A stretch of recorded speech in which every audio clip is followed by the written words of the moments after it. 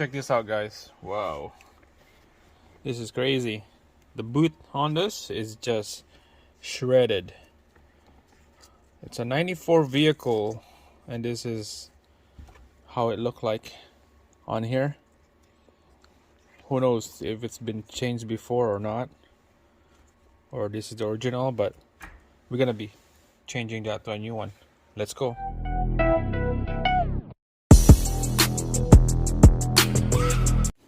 Alright, so here's the new one here. Here's the part number. Let's go. Let's do this. So just take out this old piece out. Make sure to keep this plastic retainer here. We're gonna use those. So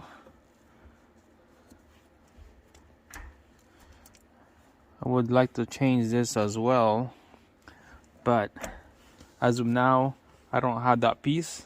Hopefully down the road I will change that rubber piece down there, but right now we're just gonna put this new rubber boot in to seal this area right here, so that there's no dust going in or any other oil coming out.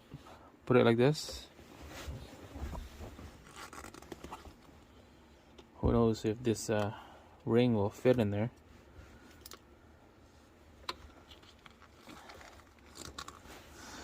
That ring, probably we don't need that ring anymore, because this is just tight in here, and that's what we want. We don't want anything going in here to the shifter. Gonna press it in, and then we'll tuck it into the existing boot underneath,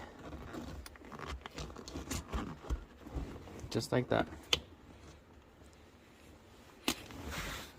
That's how it look like.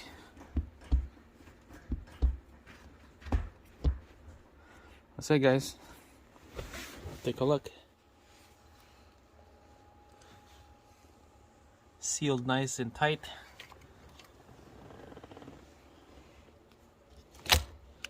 I'm guessing this boot I got is from Mazda 6 or something, or Miata. So check it out. Not bad.